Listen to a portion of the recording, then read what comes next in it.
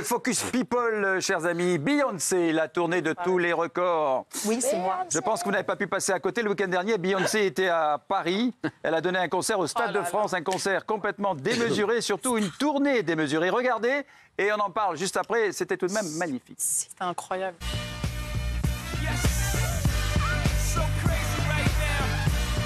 C'était le concert le plus attendu de l'année. Vendredi dernier, Beyoncé a enflammé le Stade de France devant des dizaines de milliers de fans. Pendant presque 3 heures, et pour son premier concert solo en France depuis 7 ans, Queen Bee a délivré un show magistral en enchaînant ses tubes dans une ambiance survoltée.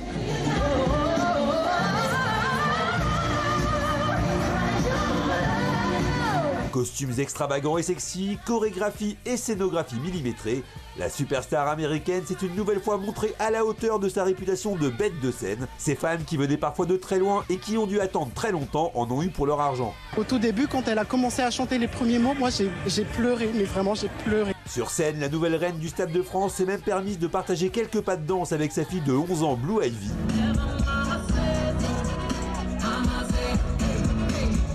Sa tournée intitulée The Renaissance Tour fera une nouvelle escale en France. Ce sera le 11 juin prochain à Marseille au Stade Vélodrome. Mais ne cherchez pas à acheter des billets, les 115 000 qui avaient été mis en vente se sont arrachés en seulement 45 minutes en février dernier. Welcome to the Renaissance. C'est aussi ça l'effet Beyoncé.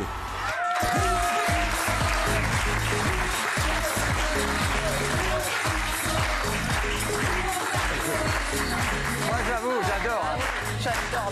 J'adore Beyoncé. J'y suis pas allé.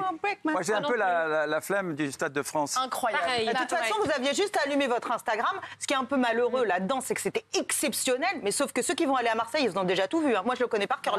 Oui, mais c'est pas la même. Non, mais c'est un petit peu loin. Alors, parce qu'on m'a raconté, moi, j'ai pas d'argent, je prépare mon mariage, donc je pouvais pas y aller. Mais par contre, j'ai regardé toutes les images qu'on proposait. Tout le monde était un peu loin, en fait. C'était très compliqué d'être très près. C'est normal. Alors, il y avait une définition exceptionnelle sur les écrans, donc on la voyait très bien. Mais c'est vrai que pour le coup, moi, perso, j'ai vu tous les tableaux, je me suis régalée et je peux faire comme si je l'avais vu.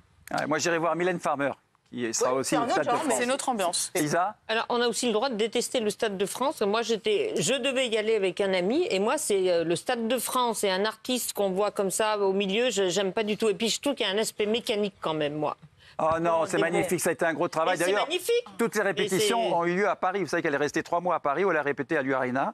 Elle avait loué l'U-Arena pendant 3 mois, elle a répété tous les jours là, elle était là tous les jours. Elle m'a beaucoup appelé. Alors moi je voulais vous dire tout de même, on va en parler encore bien sûr, sa tournée Renaissance World Tour a démarré le 10 mai dernier avec une première date à Stockholm pour une durée de 57 shows dans le monde entier, Suède, Belgique, Angleterre, Espagne, Allemagne, Pays-Bas. Queen Bee a donné 2 rendez-vous en France, vous le savez, c'était le vendredi dernier. Et le 11 juin prochain, comme on l'a dit dans le reportage, à l'Orange Vélodrome de Marseille, en 45 minutes, le concert affiché complet, voilà. Une première semaine, 900 000 places ont été vendues, vous vous rendez compte? C'est beau. C'est rare. C'est rare parce que ça devient très difficile. En tant qu'artiste, c'est génial. Vous comprenez la folie Queen Bee comme ça, Rachel? Ah bah oui, c'est un événement, c'est vraiment la star et elle en donne pour son argent à ceux qui sont allés voir parce que c'est des moyens, mais c'est phénoménal ce qui s'est passé avec toute la technologie, tous les décors, tous les danseurs. Donc en effet, c'est beaucoup d'argent, mais quand vous voyez les prix, moi je pense que vous dépensez de l'argent, mais vous parliez de Mylène Farmer il y a quelques instants.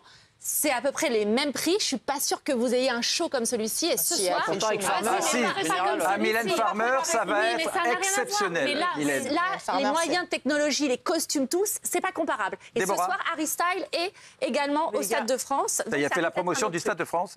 Déborah. J'ai fait le dernier concert de Beyoncé au Stade de France, donc pas celui-ci, mais celui qu'elle a fait avec Jay-Z, qui était incroyable. C'est-à-dire que j'étais dans la fosse, car les vrais fans sont dans la fosse. J'étais dans la fosse, j'attendais depuis 8 heures du bar comme ça, avec mon... non mais vraiment, avec mon petit gobelet en train d'attendre Queen Bee. Le concert était exceptionnel. J'ai dansé avec des gens que je connaissais même pas. Pleuré. J'ai pleuré toutes les larmes de mon corps, bien évidemment. Je l'ai vue, elle s'approchait de moi, la scène, elle s'avançait comme ça. Et à un moment, elle a failli frôler là, cette main-là, là. Elle s'approchait comme ça. Et elle t'a dit salut des beaux. Pendant des jours. C'était incroyable. Non mais ça c'est habituel, elle dit ça, mais c'est habituel. C'est la seule reine qui nous reste, je trouve, de cette génération-là. C'est la seule qui assure de fou. Candeloro. Non, moi je trouve que par rapport au prix où les gens ont payé, parce qu'il y avait des prix à 70 et à 120 euros, je crois. Ah bon? Mais aux toilettes? Enfin, non, ouais, sur une moyenne. Mais sur une moyenne à 100 euros, c'est monté jusqu'à 3 000 euros. Alors justement, on va donner... On va donner les recettes de la tournée. Regardez, il faut savoir que selon le magazine Forbes, cette tournée de Beyoncé pourrait être la plus lucrative de toute l'histoire de la musique. Le site américain annonce une recette totale de 2,1 milliards de dollars à la fin de la tournée. Elle peut s'arrêter après, hein, les enfants. C'était Elton John qui avait c'est pas elle, la productrice, si. Bravo Déborah, effectivement. 100 millions, ouais. Récemment, c'est Elton John qui a battu un record avec sa tournée d'adieu, Farewell Yellow Brick Road. D'ailleurs, il repasse là bientôt à l'Accor Arena. 800 millions de dollars récoltés au bout de 300 dates. Remarque, il bosse, hein, le mec. Hein. Ah bah oui. C'est du boulot, hein, mais on les adore. Elle aurait même pu s'arrêter avant, hein, de toute façon. Oui, mais avec tant mieux. Jay-Z et tout, ils sont mais pas on l'aime. Attends, Beyoncé, c'est quand même génial. Donc, elle le fait parce qu'elle adore le show. Elle le fait parce que. Mais t'as vu le show qu'elle a fait de malade quand même. Elle était habillée par Olivier Roustin, par Balmain, entre autres, l'OEV, etc. Il n'y avait pas Coraban aussi. Oui, Courrèges, Paco Rabanne. Et puis dans le public, il y avait aussi, pareil, Selena Gomez, Pharrell Williams, Nathalie Portman. Enfin voilà, tout le monde va la voir. C'est la star préférée des stars. Oui, c'est vrai. Mais parce qu'elle est très sympathique et qu'elle accepte de faire des duos. Par exemple, tu vois, quand tu es une star sur scène, d'ailleurs récemment, on a vu les images avec Tina Turner. Elle a rendu hommage. Elle a rendu hommage à Tina Turner, d'ailleurs, au début du spectacle.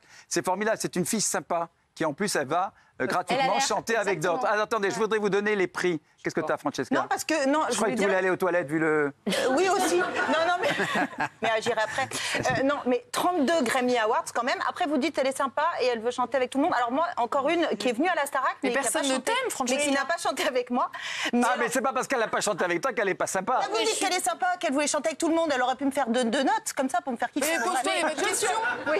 T'étais pas connue encore. Je vais quand même finir par me poser les bonnes questions. Du coup, je suis allée la voir. Je lui ai dit Beyoncé, Beyoncé. Elle a fini par se retourner et elle a regardé ma veste et elle a dit It's chat. Vous voyez la marque en chat et en mêle. Ouais. Et elle m'a dit non. J'ai dit non. Elle s'est barrée. J'ai dit mais reviens Beyoncé. Et je te signale que déjà Tina Turner t'as fait le même coup. Alors t'as un problème. Elle m'avait demandé comment allait mon fils Enzo. Non, beaucoup plus sympa. Bon, Tina. d'accord. Bon, attendez. C'est des Américains, hein, ils sont, pardon, mais ils sont très sympathiques le temps où ils sont face à vous, ils sont super rodés. Très pro. C'est pas du tout une critique, mais c'est elle va prendre 20 minutes avec moi. Alors, est-ce que vous savez que les Américains, justement, sont venus en nombre la voir en France? Et vous savez pourquoi? Parce que c'était moins cher. Les places sont moins chères. Ah ouais. Le billet d'avion plus la place, c'est moins cher.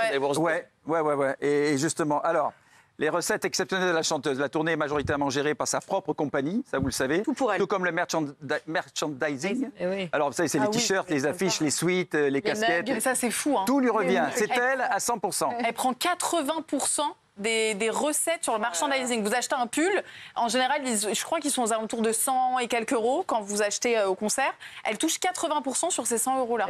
Mais oui, mais c'est énorme. Oui. Mais il y a plein d'artistes qui vont bénéficier de ça, parce que je sais pas vous, mais moi, quand j'ai vu comme Francesca sur Instagram toutes les vidéos, le lendemain, je suis allée sur mon ordinateur et j'ai pris plein de places de concert pour Sting, Big Flo et Oli. Ça m'a donné envie d'être dans l'ambiance et tout. Donc, il y a l'effet Sting et d'autres concerts, c'est l'ambiance des concerts. Et je pense qu'il y a plein d'artistes qui vont bénéficier de la venue de Beyoncé. Ah, c'est pour ça Big Flo et Oli.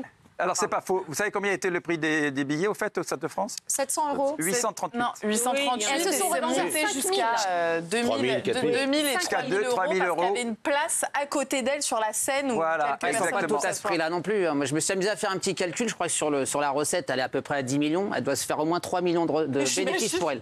En train de calculer les recettes. Non, mais je dis 57 shows à 3 millions, voilà, ça vous donne un peu la marge bénéficiaire. Non. Mais il est drôle, 57 shows à 37 millions. Oui. Non, mais pas, tu fais Ça pas fait 37 2 milliards millions de dollars de rentrée financière globale. Non, mais tu fais pas 37 millions Regarde. chaque soir. Excuse-moi. Oui, si.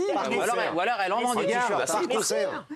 Alors justement, les produits dérivés, ça lui rapporterait 171 millions de dollars. Bah oui. Et sur lesquels, comme a dit Déborah, 80% pour elle, in the pocket. C'est énorme, c'est énorme. Mais on parle souvent de Beyoncé comme la plus grande actrice, certainement la plus grande chanteuse. Et ça, c'est clair, c'est la patronne. Mais c'est aussi la patronne du business, quoi. C'est-à-dire qu'elle survole le business mondial. On se souvient quand même qu'en 2015, elle a fait un coup absolument génial. Elle est allée chanter pour Uber, la marque de VTC, pour une soirée privée. Ils lui ont proposé 6 millions de dollars pour le cachet pour venir. Elle a dit, vous savez quoi? Vous ne donnez pas 6 millions de dollars, vous me donnez des actions Uber. Ah ouais. Quand c'est rentré en bourse, elle a pris 300 millions de dollars. Il y en a qui sont malins quand même. Franchement, il y en a qui sont 50 malins. fois la mise. Bon, vous avez vu qu'en tout cas sur scène, elle a fait venir sa fille, Blue Ivy, Ouais. qui était adorable, trop mignonne. mignonne comme tout, avec tous ses danseurs, etc. Vous savez que ça a fait déplacer aussi de très nombreuses stars. Vous avez vu un peu les stars? Qui, par exemple? Un parterre de stars. Selena Gomez, Kylie Jenner. Pas tous en même temps. Alors, Selena Gomez. Oui. Kylie Jenner. Lenny Kravitz, Nathalie Portman. Nathalie Portman. Pharrell Williams. Aussi. Ouais. Kelly, il y avait notre Kelly. il y avait plein de gens. Kelly Bedovelli. Il en manquait qu'une, c'était Isabelle. Jean-Paul Gaultier. Olivier Roustin, puisqu'il l'a habillé, évidemment. Simon Jacquemus. Ah, il y avait Jacquemus aussi? Je ne savais pas. Bon, en tout cas, bravo Beyoncé. Non, c'était un grand plaisir. Moi, je ne l'ai pas vu. Voilà, moi, je vous dis, Stade de France, je n'irai voir que Mylène Farmer. Faire une cagnotte la prochaine fois. Pour y aller, c'est quand même cher. Hein. Mais on voit quand même que celui au Stade de France, c'était The Place to Be, parce que pour faire déplacer toutes ces stars américaines qui l'ont à portée de main là-bas, les mecs se sont tous déplacés pour venir la voir au Stade de France, alors qu'ils n'habitent pas du tout en France. A priori, c'était la première. Donc c'était quand même un peu The Place to Be. C'est la première de la tournée. Non, c'est pour ça que nous ne sommes pas... Elle avait fait Stockholm. Elle a fait Stockholm avant. Je l'ai dit tout à l'heure, mais c'est pas grave. Et si on dire aux gens de kiffer un peu, payer 700 balles pour regarder le concert comme ça, sans regarder l'artiste, en regardant son téléphone, voir si c'est cadré. Alors ça, c'est vrai. Je vois vraiment pas l'intérêt. T'as raison. Tu regardes sur TikTok, tu l'as depuis chez toi. Ah, Jean-Michel, il y a plein de trucs que tu fais qui coûtent de l'argent. Tu demandes aux gens, ils te diraient la même chose. Non, mais quand je suis à un endroit, je kiffe l'instant. Je suis pas en train de filmer. Oui, mais t'es obligé un petit moment de filmer le mollet de Beyoncé. Non, c'est pour montrer, j'y étais, pour dire. Non. Alors moi, parfois, je filme certains concerts parce que ça me fait plaisir de le partager sur Instagram. Bah oui, pour frimer, pour dire j'y étais. C'est pas frimer, c'est partager. Tu le sais, Bernard. Partager le plaisir que tu as, par exemple, je sais pas qui j'ai vu la dernière fois, mais tu partages Indochine, tu partages ton plaisir de les voir sur scène, il y a des gens qui peuvent pas y aller. Mais les gens, ils n'ont pas besoin de toi pour le voir. Moi, je suis d'accord. Tu vois, j'ai la naïveté de croire que ça leur fait plaisir. D'accord avec Jean-Michel, moi. C'est vrai que c'est chiant de voir tous les gens filmer et toi, tu peux même pas regarder les choses. Là, c'est vrai.